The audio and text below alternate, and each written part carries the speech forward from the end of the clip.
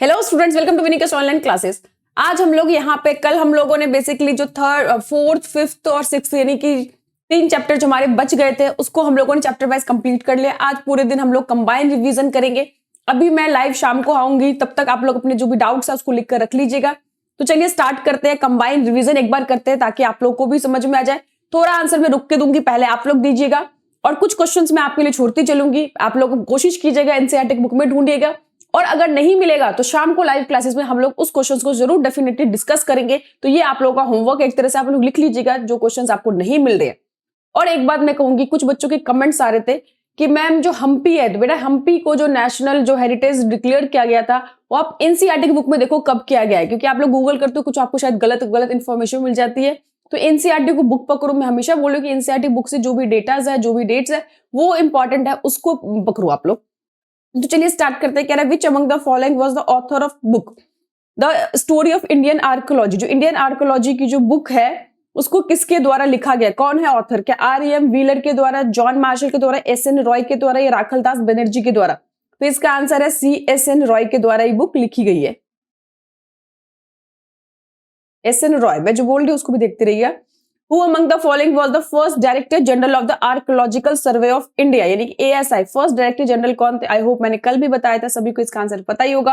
Alexander Cunningham थे, Harold हेंग्रीव्स थे, दयाराम साहनी थे या जॉन मार्शल थे? तो आंसर हमारा अलेक्जेंडर कनिंघम।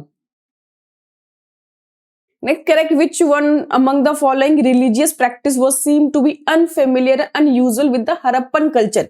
कि इसमें से कौन से ऐसे रिलीजियस प्रैक्टिसेस थे जो अनफैमिलियर, उसे जानते नहीं थे, उनके बारे में बेसिकली उनको ज्यादा पता नहीं था, वो उससे काफी ज्यादा फैमिलियर नहीं थे? तो मदर गॉडेस उस टाइम पे, प्रिस्ट किंग, प्रिस्ट किंग को जानते थे, पुरोहित राजा, क्योंकि ऐसा मेसोपोटामिया में भी ऐसी पिक्चर मिली थी, यौगिक पोस्चर सी या सांस्कृतिक यजना?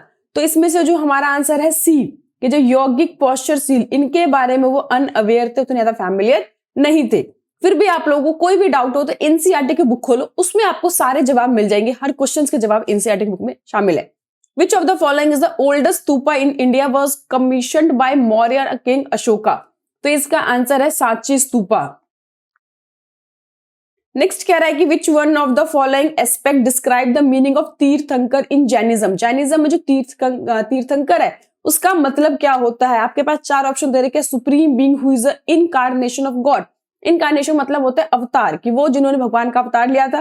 Those who guide main and women across the river of existence, कि वो लोग जो भी मेल और फीमेल होते हैं उनको टीच करते हैं, उनको गाइड करते हैं द रिवर ऑफ, जो नदी के किनारे रहते हैं। Those who follow the path of Vedanta and system, those who know the ultimate truth and Dhamma. जी नहीं, उसका आंसर तीर्थंकर का मतलब होता है जो गाइड करे, समझ आए, जिनको बेसिकली टीचर्स कहते थे। नेक्स्ट कह रहा है कि which of the following empire issue gold coins for the very first time in the first century C? कि कौन से रूलर थे, एम्पायर थे, जिन्होंने पहली बार गोल्ड कॉइन इशू किया था? Gupta empire, Maurya empire, Kushan empire या यहूदय एम्पायर? तो किसने इशू किया था? आंसर है सी, कुषाण एम्पायर के द्वारा। नेक्स्ट है कि which of the following of city of the Harappan civilization exclusively devoted to craft production of shell object? इसका आंसर सबको पता होगा कि कौन सा क्राफ्ट के लिए पॉपुलर था। मैंने बताया था इसमें छोटा शहर था मोहनजोदड़ो, हरप्पा जितना बड़ा नहीं था, बट वहां पे सारे क्राफ्ट प्रोडक्शन के सारे चीजें वहीं पे होती थी। तो आंसर है डी, चुनहुंद्रो। नेक्स्ट कह रहा है कि who among the following was the composer of Prajna Parishishta? Prajna Parishishta होता क्या था? कि जो भी कोर्ट पोइट होते थे वो राजा की बहुत ज्यादा प्रशंसा करते थे, बहुत बढ़ा चढ़ा के उनके बारे में लिखते थे। तो ये जो प्रज्ञा परिशिष्टा है वो किसके द्वारा लिखा गया? कालिदास के द्वारा, काल्हना के द्वारा, हरिसेना के द्वारा, बाणभट्ट के द्वारा? तो ये हरिसेना के द्वारा लिखा गया है। In the domestic architecture of Harappa, there were no windows in the walls along the ground level. Identify the possible cause mentioned by the archaeologists from the following option. तो आपने देखा जो नीचे के घर होते थे हरप्पा के लोग, उसमें विंडोज नहीं डालते थे। उसके पीछे क्या रीजन था? क्या उनका कस्टम था, भाई रीति था, या उसको डालना ही नहीं है? इट मेंटेन प्राइवेसी, प्राइवेसी को मेंटेन करने के लिए।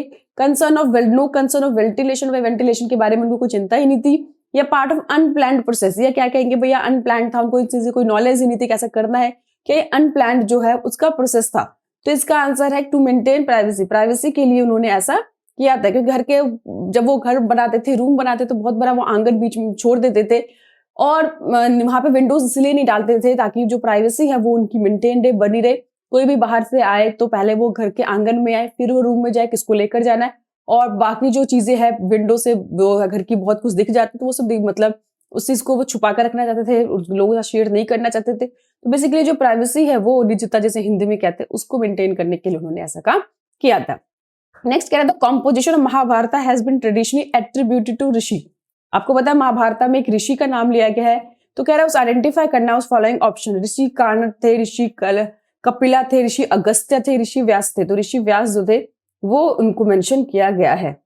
नेक्स्ट कह रहा है which among the following travel in Vijayanagara empire in the 15th century and were greatly impressed by the fortification of empire. मैंने बताया था विजयनगर एम्पायर की बहुत यूनिक क्वालिटी थी फोर्टिफिकेशन, क्योंकि पहली बार उसने जो है वहां पर देखा था कि जो फोर्टिफिकेशन के अंदर एग्रीकल्चर लैंड्स भी थे, और मैंने बताया थे वहां के रूलर्स को पता था कि हमारे जो कॉम्पिटिटर रूलर है वो बहुत ज्यादा इन्वेड करते थे, अटैक कर देते थे, और ये घेराबंदी करके कई कई महीनों कई साल तक बैठ जाते थे। तो विजयनगर एम्पायर को पता था वॉर हुए सबसे पहले एग्रीकल्चर को नष्ट करते थे ताकि खाने पीने की दिक्कत हो जाए उस राज्य में और राजा मजबूर होकर अपने आप को सरेंडर कर दे।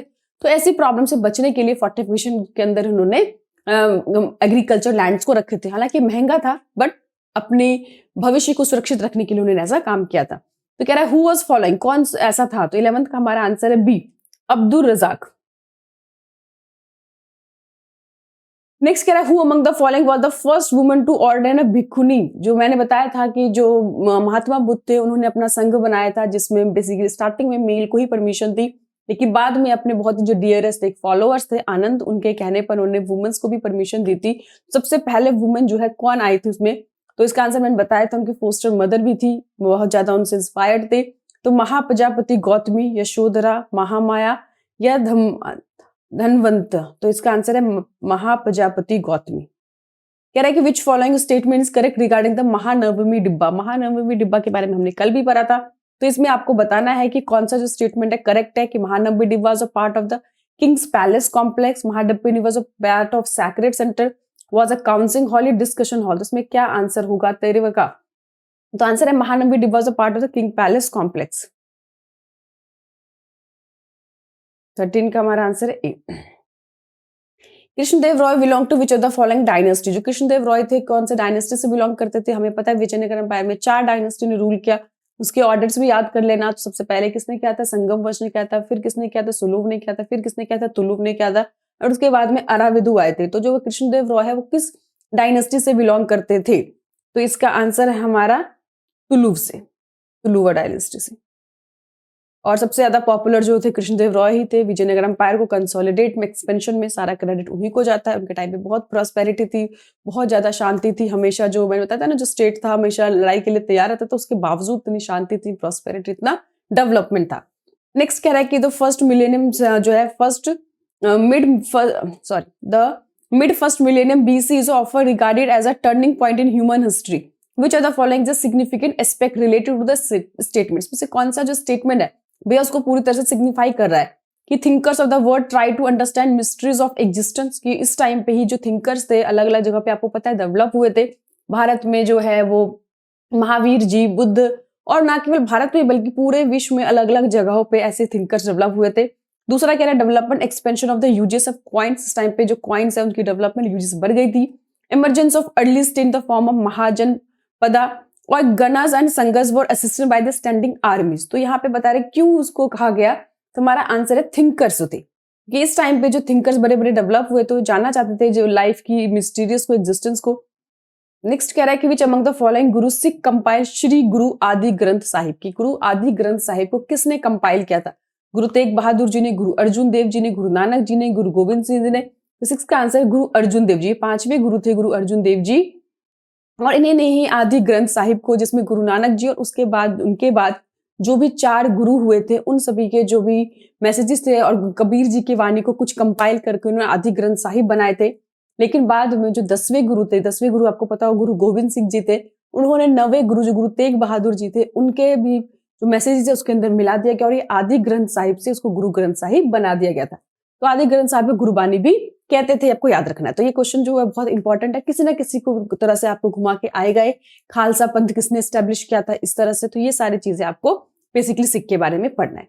नेक्स्ट है कि why is the Harappan script called the enigmatic. Choose the for correct reason for the, ये जो एनिगमेटिक वर्ड यूज किया गया इसीलिए कहा गया, इसको हिंदी में होते रहस्यमयी। रहस्य मतलब जो आपको पता ना चल पाए। तो हड़प्पा स्क्रिप्ट को आखिर ऐसा क्यों कहा गया कि रहस्यवादी है, जो अभी तक ठीक से पता नहीं चल पाया है? Can it resemble the hieroglyphic script of Egypt, इससे कहा गया रिसेंबल करता है। It had too many symbols between the 1600 से लेकर 1000 से, नंबर के बीच में बिल्कुल भी नहीं। इस बार लेफ्ट टू राइट लिखा था इसीलिए कहा गया ये। It script remain undeciphered till date, तो इसीलिए कहा गया क्योंकि उसके जो स्क्रिप्ट अभी तक बहुत सारे नहीं पढ़ पाए हैं, जिस कारण इसको रहस्यमयी कहा गया। कह रहा है कि who among the following was the best known ruler of Satavahana dynasty, जो सातवाहन रूलर थे उसमें सबसे पॉपुलर जो है वो कौन सा रूलर था? तो इसका आंसर मुझे लगता है सभी को पता होगा, गौतमी पुत्र सत्यकर्णी, जिसने एका ब्राह्मण का कहा था। 18 का हमारा आंसर सी। नेक्स्ट कह रहा है फिल इन द ब्लैंक्स की द कंपाइलेशन ऑफ विनय पिटाका, सूत पिटाकन, अभिधम पिटाका और कॉल। हमको पता है कि 3 जो है महात्मा बुद्ध के जो मैसेजेस थे, संघ के रूल्स थे, लाइफ फिलॉसफी थी, उन सबको कंपाइल करके 3 पिटाका बनाया गया। तो उन्हें क्या कहता है? दीप वंश क्या कहता है? त्रिपिटका कहा गया था। महावंश कहा गया था। अशोक वंदना कहा गया था। तो उसको कहा था त्रिपिटका। 3 अलग अलग बास्केट्स इसको। Which of the following temples was used only by Vijayanagara rulers and their families. कल भी मैंने बताया था कौन सा ऐसा टेम्पल था जो विजयनगर के रूलर खुद और उनकी फैमिली जो है बेसिकली इसको यूज करती थी। क्या विठाला टेम्पल थे, विरूपाक्षा टेम्पल थे, हजाराराम टेम्पल थे या रघुनाथ टेम्पल थे? तो इसका आंसर है हजाराराम टेम्पल। बाकी आपको एक दो चीजें मैं और बताया थी चैप्टर से रिलेटेड कि वहां पे जो भी रूलर्स होते थे, जो भी रॉयल ऑर्डर्स होते थे, श्री विरूपाक्ष साइन करते थे, ये आपको पता होना चाहिए। वहां के पंपाधिरी मैं आपको बता चुकी हूँ। जो विठाला थे वो विष्णु के ही अवतार थे, जो महाराष्ट्र में विष्णु को उस फॉर्म में पूजा किया जाता था। तो ये सब चीजें आपको याद रखना है। जब भी मैं वीडियो बनाती हूँ तो मुझे लगता है जितनी भी इन्फॉर्मेशन है सब आप तो प्रोवाइड कर दूं, पर इससे वीडियो थोड़ी लेंदी बन जाती है। कह रहा है who among the following was the author of book अर्थशास्त्र। अर्थशास्त्र के ऑथर कौन थे? क्या बिंबिसारा थे, अजातशत्रु थे, चाणक्य थे या बिंदुसारा थे? तो इसका आंसर है चाणक्य, जिन्हें कौटिल्य भी कहा था। तो हो सकता है आपको चाणक्य ना देकर ऑप्शन में कौटिल्य दे दे, तो कंफ्यूज नहीं होना कि मैम ने तो चाणक्य बोला है। तो चाणक्य कौटिल्य एक ही है, उनके द्वारा बुक लिखी गई थी अर्थशास्त्र। तो ये आपको याद रखने से वेरी इंपॉर्टेंट। और ये बेसिकली मौर्य साम्राज्य को जानने के लिए, मौर्य एम्पायर को जानने के लिए एक सोर्स भी था कि इसमें बहुत कुछ मौर्य एम्पायर के बारे में पता चला है। इसमें एक चीज और करना, जो मैगस्थनीज थे उसकी जो बुक इंडिका लिखी गई थी वो भी आपको अच्छे से पता होना चाहिए। नेक्स्ट है which of the following language were spoken by the Rayas and Nayakas in the Vijayanagara empire. Vijayanagara empire में जो राया नायका थे वो कौन सी लैंग्वेज बोलते थे? तो इसका आंसर है हमारा कन्नड़ और तेलुगु। नेक्स्ट है which one of the following battles weaken Vijayanagara kingdom. Vijayanagara kingdom को जो कमजोर है वो किसने किया था? बैटल ऑफ तालिकोटा ने, बैटल ऑफ पानीपत ने, बैटल ऑफ मैसूर ने, बैटल ऑफ त्रावणकोर ने। तो सबको पता है, इसको हम लोग तालिकोटा के नाम से भी जानते हैं, राक्षसी तांगरी के नाम से भी जाने जाते, जो 1565 में लड़ा गया था। किसके नेतृत्व में? राम रॉय के नेतृत्व में। नेक्स्ट है which who among the following Begum provided money for the preservation of Sanchi stupa. इसमें से कौन सी ऐसी बेगम थी जिन्होंने सांची को प्रिजर्व करने के लिए पैसे दिए थे? क्या वो शाहजहां बेगम थी? क्या वो नूरजहां बेगम थी? क्या वो राकिया बेगम थी? क्या वो नूर इंसान बेगम थी? इसका आंसर मुझे लगता है हर बच्चों को पता ही होगा। 24 का हमारा आंसर है शाहजहां बेगम।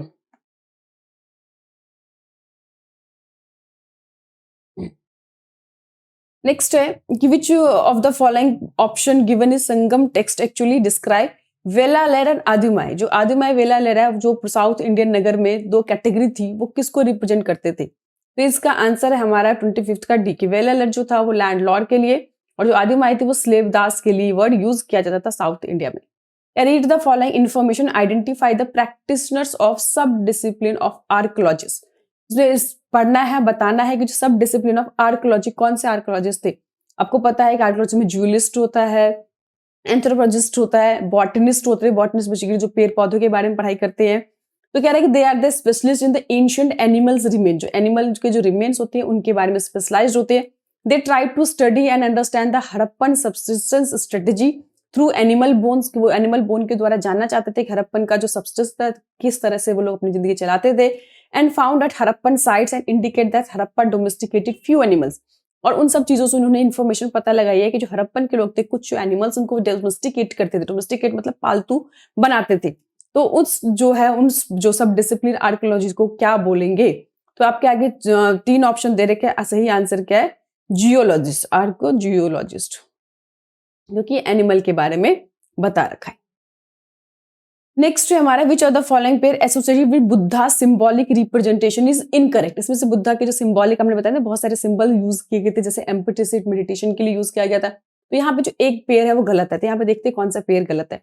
एम्प्टी सीट बताया मेडिटेशन ऑफ बुद्धा है, व्हील है सरमन मतलब फर्स्ट उपदेश जो है बुद्धा के द्वारा, बौद्धि tree birth of Buddha ji नहीं, जो बौद्धि ट्री है बर्थ ऑफ बुद्धा को नहीं, एनलाइटमेंट को दिखाता था, स्तूपा महानिर्वाणा। तो ये जो सी है 27 का वो हमारा क्या है, गलत पेयर हुआ है। और बाकी मैंने महात्मा बुद्धा के बारे में जो 4 जगह कल बताए थे वो भी इंपॉर्टेंट है कि कहाँ पे उनको बॉर्न हुए थे, लुम्बिनी वन में हुए थे, कहाँ पे उनको फर्स्ट जो एनलाइटमेंट जो हुई थी बोध गया में हुई थी, पहला उन्होंने उपदेश कहाँ दिया था, सारनाथ में, कहाँ पे निर्वाण की प्राप्ति हुई थी, कुशीनगर में। तो ये 4 सिंबल, 4 उनके प्लेसेस लाइफ के आपको अच्छे से पता होना चाहिए। कोई भी या तो ये मैचिंग के लिए आ सकते हैं या वो आ सकते हैं, तो सभी कुछ हमें प्रिपेयर करके जाना है। नेक्स्ट कह रहा है identify the character of Mahabharata with the help of the following information. ये महाभारत के अंदर कैरेक्टर थे, अब आपको इन्फॉर्मेशन दे रखी है कि गुरु और मेंटोर थे, गुरु कुरुवास एंड पांडवास के, इसी लाइन से क्लियर हो जाता है। Did not accept Eklavya as a disciple, उन्होंने एकलव्य को अपने जो है मतलब उस क्या बोलते हैं वो शिष्य के रूप में स्वीकार नहीं किया था। क्या गुरु वशिष्ठता थे, गुरु व्यास थे, गुरु संदीपनी थे, गुरु द्रोणाचार्य थे। इसका आंसर सभी को पता होगा, गुरु द्रोणाचार्य थे, क्योंकि कौरव और जहाँ पे पांडवास की मेंटोर गुरु की बात आती है तो यहीं से लाइन क्लियर हो गया था, गुरु द्रोणाचार्य जी थे। कह रहे which of the following statement about the Mahajanapadas are correct. Mahajanapada के बारे में कौन सी जो स्टेटमेंट है करेक्ट है कि महाजनपदा वर मगध, कोसला, गंधारा एंड अवंती ओनली। जी नहीं, महाजनपदा 16 थे। तो ये स्टेटमेंट तो पूरी तरह से गलत होता है। कह रहा most Mahajanapada ruled by king, ये बिल्कुल सही है। Some known as a ganas sanghas were Orglis ruled under the Rajas, ठीक है। ईच महाजनपदा से capital city which was fortified, हर एक महाजनपदा का अपना कैपिटल सिटी होता था और जो पूरी तरह से घेराबंदी फोर्टिफाइड होता था। तो ये 3 जो स्टेटमेंट 29 का जो हमारा सेकंड, थर्ड, फोर्थ, ये तीनों ही स्टेटमेंट सही है। ऊपर का जो स्टेटमेंट है वो गलत है कि 3 ही महाजनपद नहीं थे, कुल 16 जनपद महाजनपद थे। नेक्स्ट यहाँ पे कह रहा है कि 2 statement given below in the question as a assertion and reason, read the statement, choose the appropriate option। पहला एसेशन कह रहा है कि from the 500 BC norms were compiled in Sanskrit text known as a Dharmashastra and धर्मसूत्र। ये आपको assertion दे रखा है। कह रहा है Brahmana laid the codes and social behaviour for the society in general option. तो ये तो बुरी तरह से हमको पता ही है, जो इतने भी धर्मशास्त्र धर्मसूत्र में जो ब्राह्मणों ने अपने एक सोशल बिहेवियर बनाए थे, सोसाइटी को कास्टिज्म में बांटा हुआ था कि किसको कौन सा काम करना है, कैसे बिहेव करना है, सोशल बिहेव। तो ये सारे दोनों ही स्टेटमेंट जो है हमारे करेक्ट है और पूरी तरह से उसको एक्सप्लेन भी कर रहे हैं।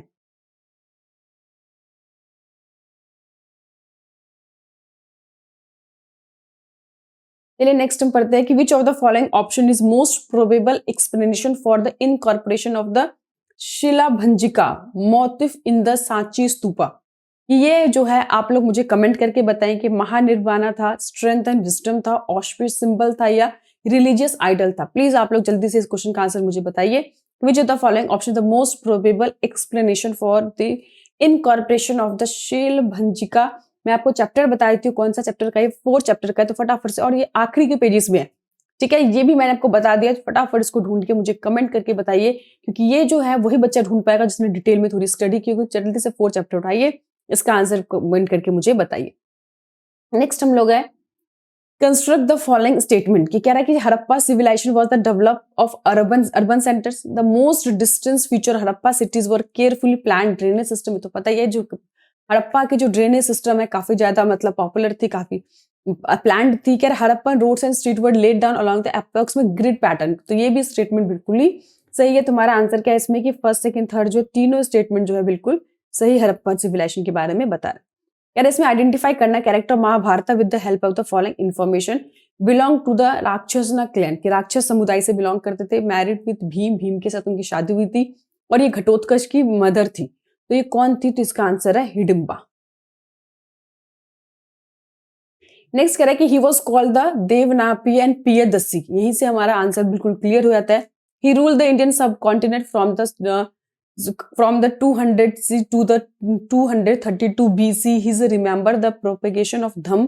Who among the following ruler has been described in the above information? I hope इसका आंसर तो हर एक बच्चे को आता होगा। इसका आंसर है अशोका। अब यहाँ पे आपको मैच करना है, मैच बताना है कि जो आर्कियोलॉजिस्ट दे रखा है उनके रोल या कॉन्ट्रीब्यूशन है। तो अलेक्जेंडर कनिंघम थे फर्स्ट जनरल डायरेक्टर थे। अभी हमारा फर्स्ट क्वेश्चन ये था, तो फर्स्ट का तो हमारा ए का क्या हो गया, सेकंड। ठीक है, उसके बाद दयाराम साहनी जिन्होंने हड़प्पा सील की डिस्कवर की थी, तो बी का हमारा हो गया फर्स्ट। जॉन मार्शल कौन थे, फटाफट बताइए। यस, उसका आंसर है fourth, announce the discovery of new civilization. और आर.एम. व्हीलर कौन थे, brought up military prescription in the archaeologist. तो हमारा 35 का आंसर होता है ए। नेक्स्ट कह रहा है which of the following information is correct about the Vijayanagara empire. Vijayanagara empire के बारे में इसमें कौन सा स्टेटमेंट करेक्ट है। पहला, it was first dynasty was the Sangam dynasty, बिल्कुल सही है। Tuluva was replaced by the Aravidu, बिल्कुल सही है। Krishnadeva Raya belong to the Saluva dynasty, ये ठीक नहीं क्योंकि तुलवा डायनेस्टी बिलोंग करते थे। हरिहर बुक्का वर द अराविदु, जी नहीं, हरिहर बुक्का नहीं यहाँ पे फाउंडर थे इस डायनेस्टी के, तो वो बेसिकली संगम डायनेस्टी से बिलोंग करते थे। तो 36 का हमारा आंसर है कि वह केवल फर्स्ट और सेकंड जो है वही स्टेटमेंट इसमें करेक्ट। नेक्स्ट कह रहे थे 12th century witnessed the emergence of new movement as a Veer Shaiva tradition. This continued to be an important community in the region to date. Our understanding of his tradition is derived from the vachanas composed by women and men who joined the movement, who was following statements correct about this tradition. तो हमने देखा था 12th century में कर्नाटक में एक बहुत ही movement चला था और इस मूवमेंट को लेड किया था वासवन्ना ने, और इसके अंदर जितने भी जो कास्टिज्म के थे उनको काफी मतलब बुराई की थी। उन्होंने कहा था कास्टिज्म जैसी चीज बहुत गलत है सोसाइटी के लिए। तो ये जो पूरा है इसके बारे में बताना है कौन सा स्टेटमेंट है, तो इट एमर्ज इन केरला, तो बिल्कुल गलत है क्योंकि कर्नाटका में हुआ था। It was led by the Basavanna, ये बिल्कुल ठीक है। देयर फॉलोवर्स नोन एज नायरा, नहीं इसके जो फॉलोवर्स लिंगायत कहते थे, क्योंकि कल भी बताया था मैंने छोटा सा चांदी का वो जो सिल्वर केस बना के रखते हैं और उसके अंदर एक लिंग होता है, क्योंकि शिव को पूजा लिंग के रूप में करते हैं। आप लोगों ने बाहुबली मूवी मैंने बताया था देखा था, वो पूरा उसी जो है उसी कल्चर उसी को दिखाने की कोशिश है। Next they supported the idea of caste and theory of rebirth, जी नहीं, वो रीबर्थ को भी नहीं मानते थे। उनका मानना था कि मरने के बाद सब शिव से यूनाइट हो जाते हैं, तो रीबर्थ जैसी कोई चीज ही नहीं है। तो यहाँ पे जो है कौन सी स्टेटमेंट जो है वो करेक्ट है, तो इसमें एक ही स्टेटमेंट करेक्ट है, it was led by the Basavanna. Next कह रहा है कि इसमें से बताना है आपको which of the following is a correct pair, इसमें से कौन सा पेयर करेक्ट है। चोला तमिलनाडु, होयसाल उड़ीसा, ये तो गलत है। कर्नाटक सुल्तान, ये भी गलत है। गजापति भी गलत है। इसमें एक ही सही है करेक्ट पेयर की चोला और तमिलनाडु। 38 का ए। नेक्स्ट कह read the following information given work. She was the Rajput princess of Merta in Mewar, she consider lord Krishna as her lover, ये भी आंसर कल मैंने बताया था। तो इस मीराबाई यानी कि 39 का हमारा आंसर है सी की वो कौन थी, Mirabai. Read the following statement, Krishnadeva Raya's rule were characterised by the expansion and consolidation, बिल्कुल सही है। There was peace and prosperity in his empire, ये भी सही है। He was creative with building some fine temple. He was defeating the battle of राक्षस तांगरी, तो मैंने बताया था राक्षस तांगरी इसका आंसर नहीं हो सकता है क्योंकि 1565 में लड़ाई हुई थी और उन्होंने 1529 में उनका खत्म हो गया था टाइम पीरियड। तो इसमें से तीन स्टेटमेंट है 40 का हमारा कि फर्स्ट सेकंड थर्ड जो है वो तीनों ही कृष्णदेव रॉय से रिलेटेड है। ये पूछा है कौन सा जो स्टेटमेंट है कृष्णदेव रॉय से रिलेटेड है। नेक्स्ट कह रहा है कि fill in the blanks, strategy used by Harappas for procuring raw material may have been sent expeditions to areas such as the dash region of Rajasthan for copper, South India for gold. Select the appropriate option. यानी area as the Khetri region of Rajasthan for copper. तो क्या होगा इसमें खेतरी। 41 का हमारा answer है ए Khetri. Next कह रहा है क्राफ्ट प्रोडक्शन को अगर पढ़ लेंगे तो इसमें आपको आंसर मिल जाएगा। नेक्स्ट कह रहा है which one of the following teaching is not associated with the teaching Mahavir और जैन फिलॉसफी, कौन सा जो इसमें जो टीचिंग है वो महावीर और जैन की फिलॉसफी नहीं है। कि the entire world is animated, बिल्कुल ही सबसे इंपॉर्टेंट था। अहिंसा, ये भी है। The cycle of birth rebirth not related to karma, ये जो है उनका बिल्कुल भी फिलॉसफी नहीं है क्योंकि ये तो मानते हैं कि साइकिल ऑफ बर्थ रिबर्थ है वो कर्म से रिलेटेड है। Which one of the following statement related to Buddha is not correct, Buddha से रिलेटेड है जो ठीक नहीं है। 43 का आंसर। ये जो पिलीग्राम सच एज द फायांग और चैंग travel from China to India for knowledge, बिल्कुल सही है। नेक्स्ट कह रहा है कि bodhisattva were perceived as deeply compassionate being, ये भी सही है। Bodhisattva accumulate merit through their efforts and uses attain nibbana, जी नहीं, वो निबाना के लिए उसको इस्तेमाल नहीं कर सकते। बाकी Mahayana literal means great vehicle, तो ये भी सही है। तो जो सी है वो स्टेटमेंट जो है वो बुद्धा से रिलेटेड जो है वो करेक्ट नहीं है। Read the following statement regarding the Sufism in India. They turned to ancestrism and mysticism in protest against the growing of materialism. इसका बिल्कुल उन्होंने विरोध किया था। कह रहा है they sought in interception Quran on the basis of their experience, ये भी सही है।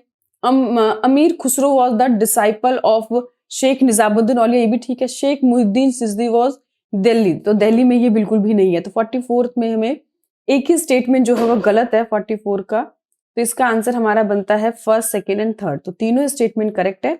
चौथा स्टेटमेंट जो है वो दिल्ली में है, वो दिल्ली में नहीं है ना, शेख मुहिद्दीन चिश्ती वॉज फ्रॉम दिल्ली, तो दिल्ली में नहीं है। नेक्स्ट 45th का आंसर है हमारा, given below Krishnadeva Raya's rule characterised by the expansion and consolidation, बिल्कुल सही है। Vijayanagar kingdom acquired land between Tungabhadra and Krishna river due to is military preparedness. तो आपको पता है कि दो नदियों के बीच की जगह जिसे दोआब कहते हैं, बहुत ही फर्टाइल होती थी, उस लैंड पे सभी कब्जा करना चाहते थे। तो इसमें असर्शन भी ठीक है, रीजन भी ठीक है, क्योंकि एक्सपेंशन कंसोलिडेशन इसी कारण को कहा गया। जिसमें हमारा असर्शन भी ठीक है, रीजन भी ठीक है और सही एक्सप्लेन भी असर्शन कर रहा है। तो 45 का हमारा ए होता है। नेक्स्ट है कि इसमें कह रहा है कि which school of art is evident image of bodhisattva. ये कौन सा है, इसका आंसर आप लोग मैं बताया ना कि गांधार स्कूल ऑफ आर्ट है, मथुरा स्कूल है, रोमन स्कूल है या अमरावती स्कूल ऑफ आर्ट है। तो देख लीजिए फिगर को, आई होप इसका आंसर सबको पता होगा। इसका आंसर है गंधारा स्कूल ऑफ आर्ट। आप लोग इस बुक में जरूर देखेंगे, आई होप दिख गया होगा फिगर। नेक्स्ट कह रहा है इसमें,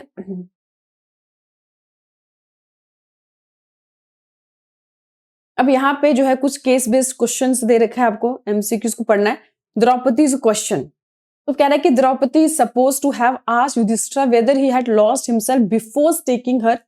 कि क्या कह रहे हैं, द्रौपदी ने suppose to be asked Yudhishthir whether he had lost himself, क्या खुद को लॉस्ट किए थे, बिफोर टेकिंग हर, कि उनको दांव पे लगाने से पहले क्या आप खुद को हार गए थे। Two contrary opinion were express in response to this question. तो कंटेम्प्रेरी जो है वो कॉन्ट्रेरी ओपिनियन यहाँ पे दिखा है। क्या थे कॉन्ट्रेरी ओपिनियन, कि one that if Yudhishthira had lost himself earlier, कि अगर आप पहले खुद को हार चुके थे, his wife remain under his control so he could stake her, ठीक है, तो क्या वो स्टेक पे अपनी वाइफ को लगा सकते थे। दूसरा कि दैट एन अनफ्री मैन, क्या एक अनफ्री मैन जो है, यानी कि खुद ही वो पहले हार चुके थे तो वो फ्री तो थे ही नहीं, so could not stake another person, जो खुद ही हारा हुआ पर्सन है, जो खुद दूसरे कंट्रोल पे है, दूसरों को कैसे स्टेक पे लगा सकता है। टू मैटर रिमेन अनरिसॉल्व, ये मैटर सॉल्व नहीं हुआ। Dhritarashtra restored to the Pandava Draupadi their personal freedom, उन्होंने जो धृतराष्ट्र ने रिस्टोर मतलब दोबारा से उनको कह दिया और दे दिया कि जो पांडवास है, द्रौपदी है, वो अपने पर्सनल आजाद हो चुके, फ्रीडम दे दी थी उनको।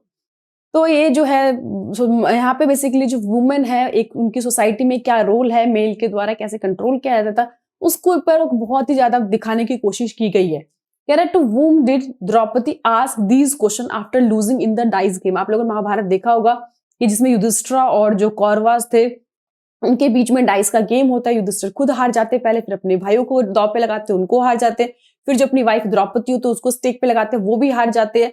तो ये क्वेश्चन जो है किसने पूछा था, वूम डिड, किससे पूछा था, द्रौपदी ने। तो भैया किससे पूछा था, अभी आपने देखा युधिष्ठिर से ही पूछा था कि अगर आपने खुद को पहले दांव पे लगा, आप मुझे दांव पे लगाने से पहले खुद को हार गए थे, और जब पहले आप हार ही गए थे तो आपका हक ही कैसे बनता था कि मुझे उसमें स्टेक पे लगाने का। तो ये क्वेश्चन जो है द्रौपदी ने किससे किया था, युधिष्ठिर से किया था। कह रहा why is Draupadi raising this question, Draupadi ने क्वेश्चन को क्यों उठाया, ये क्वेश्चन उठाने का मोटिव क्या था। She wanted to know her person position as a wife, वो जानना चाहती थी कि भैया एज अ वाइफ मेरी क्या पोजीशन है। She wanted to challenge the Kaurava, क्या वो कौरवास को चैलेंज करना चाहती थी। She wanted to instigate the Pandavas for war, she wanted to humiliate the Pandavas, जी नहीं, वो बेसिकली जानना चाहती थी अपनी पोजीशन की एज अ वाइफ उसकी क्या पोजीशन है। कह रहा है how did Draupadi react to her humiliating treatment. आप लोगों ने देखा है महाभारत के अंदर कि किस तरह से द्रौपदी के साथ पूरे भरे सभा में कितना उसको ह्यूमिलेट किया गया, कितना उसके साथ अत्याचार हुआ। बड़े बड़े दिग्गज वहां पे बैठे हुए थे और सभी मुंह बंद करके वहां बैठे थे। तो ये जो है बहुत ही शर्मनाक है आज के लिए भी और उस जमाने के लिए भी। कह रहा हाउ डिड द्रौपदी ने रिएक्ट किया इस ह्यूमिलेशन ट्रीटमेंट को, जो इस तरह से उसको अपमानित किया गया। तो यहाँ बता रखा है कि she raise the legal issue of property and ownership, जी नहीं, वो प्रॉपर्टी ओनरशिप की तो बात ही नहीं थी वहां पे। She challenge the contest of patriarchal marriage, ये भी नहीं था। She symbolize the figure of ultimate lord master and owner. She cried in shock and dismay at the treatment that she faced as a wife, कि भैया वो इसलिए थी कि एज अ वाइफ उनको कितना ज्यादा मतलब ये पेन सहना पड़ा। वहां पे कहने कि उसके 5-5 हस्बैंड सभा में बैठे हुए थे, इतने बड़े बड़े दिग्गज, बड़े बड़े लोग बैठे हुए थे, बड़ी बड़ी बातें करते थे, किसी ने भी वहां पे कोई भी सवाल नहीं उठाया। How did Dhritarashtra react at the end, इस सभी एंड के बाद धृतराष्ट्र ने कैसा रिएक्ट किया। तो Dhritarashtra restored personal freedom to Pandavas and Draupadi, ये हमने आखिरी लाइन में पढ़ा था कि उनको वापस की जो पर्सनल फ्रीडम थी वो उनको वापस कर दिया था। नेक्स्ट कह रहा है कि how do you evaluate the position of Draupadi as a wife on the basis of this case. इस केस के हिसाब से आप क्या इवेल्यूट कर सकते हैं द्रौपदी एज अ वाइफ उसकी पोजीशन के बारे में कह रहा है she objected over the behaviour of her husband, उसने विरोध किया कि भैया उसके जो हस्बैंड ने उसको इस तरह से स्टेक पे लगा दिया। देखिए आज के टाइम में भी, उस टाइम में भी जो महिलाएं होती थी वो किसी की एसेट्स नहीं है, किसी की प्रॉपर्टी नहीं है कि जब चाहे उसे आप दाव पे लगा सकते थे। इसने इसको ऑब्जेक्ट किया, विरोध किया कि आप इस तरह से मुझे नहीं लगा सकते थे दाव पे, स्टेक पे। तो ये जो है बेसिकली इसीलिए उसने यहाँ पे दिखाया कि हाउ डिड, कह रहा how were Draupadi's question related to womanhood, महिलाओं से जो है संबंधित कैसी थी वो द्रौपदी का ये जो क्वेश्चन है। तो 52 का she raise the question on the status of women, उन्होंने महिलाओं के स्टेटस पे क्वेश्चन उठाया। और ये क्वेश्चन बहुत जरूरी थे कि उस जमाने में भी महिलाओं की जो स्टेटस थी वो बहुत ज्यादा मतलब निम्न कैटेगरी की मानी जाती थी। ना तो उनको प्रॉपर्टी में अधिकार था, ना उनको किसी तरह का मतलब अधिकार दिया जाता था। तो ये एक बहुत ज्यादा क्वेश्चन इंपॉर्टेंट था। नेक्स्ट कह रहा है कि यहाँ पे जो कबीर के बारे में है, तो ये अब कबीर से रिलेटेड है कि identify the canonisation of Kabir from the option. Kabir कि इसमें क्या ऑप्शन है। तो इसका भी बेसिकली जो मोनोथिस्टिक एस्पेक्ट, मोनोथिस्टिक मतलब होता है कि जो एक ही चीजों को मानते हैं कि ईश्वर एक ही है, उनके भले अलग अलग नाम है, कोई उन्हें खुदा बोलता है, कोई राम बोलता है, कोई भगवान बोलता है, कोई गुरु नानक बाबा बोलते हैं, बट भगवान जो है अल्टीमेटली क्या है, वो एक ही है। मोनोथिस्टिक मतलब होता है जो इस पे बिलीव करते थे। कह रहा Kabir use different name of God और the supreme power, what can one infer from this, कि वो हमेशा कहते थे भैया गॉड जो है डिफरेंट नेम है बट गॉड एक ही है, वो सुप्रीम पावर है। वो उनकी किस लाइन से इसमें झलकती है, तो कंसेप्ट ऑफ अल्टीमेट रियलिटी, ये जो बोलते थे ना, यही एक वास्तव में सच है। How was Kabir composition promote communal harmony at large, तो यहाँ पे बता रखा है कि जो Kabir mention about the God is one, वो हमेशा से बोलते थे भैया भगवान एक है, भगवान को तुम लोगों ने बांट रखा है, कोई उसको राम बोलता है, कोई उसको अल्लाह बोलता है, कोई उसको कुछ भी बोलता है, पर भगवान जो वास्तव में है वो एक ही है। इस तरह से आपस में मिलजुल कर रहने के लिए कम्युनल हार्मनी को उन्होंने प्रमोट किया। Which are the following is the part of Kabir philosophy, Kabir की फिलॉसफी का कौन सा है, यहाँ से ही यूज्ड पेरोनेशन एज अ शब्द एंड शून्य, ये जो है उनकी कबीर की फिलॉसफी थी। नेक्स्ट कह रहा है Kabir poetry has a literally as well as a philosophical significant, select the most appropriate opinion from the following that describe his essence. God is one who just have different names, कि भगवान एक ही है, उसके अलग अलग नाम है। God is vested in all सगुन फॉर्म, वो सगुन फॉर्म को तो बिल्कुल ही नहीं मानते थे। सगुन आपको पता ना, जिसमें मूर्ति पूजा होती है। God is a philosophy in isolation from rituals. God is based on reincarnation, तो ये हमेशा बोलते भैया गॉड एक ही है, बस उनके अलग अलग नाम है। यही चीज हमेशा उन्होंने बताने की कोशिश की है। Read the following statement regarding Kabir and select the appropriate option, कि कबीर जो थे वो निर्गुण सेंट थे, बिल्कुल सही, वो सगुण नहीं थे, मूर्ति पूजा में कभी बिलीव नहीं करते थे।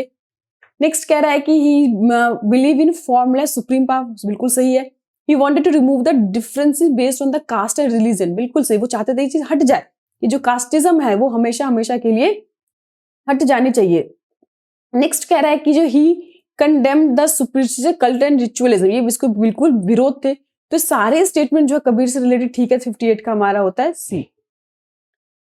नेक्स्ट है, अब आप देख लीजिए मैप के बेसिस पे कुछ क्वेश्चंस है, दिखा रहा है आपको यहाँ पे ए और यहाँ पे बी है, दिख रहा है आपको ये गुजरात के आसपास है। देखिए अब यहाँ पे देखते क्वेश्चन क्या है। On the political map of India A is mark as a major Ashokan inscription rock edicts, तो आइडेंटिफाई करना है इसमें कौन सा है। तो इसका आंसर है गिरनर, जो ये है ऑप्शन आपका।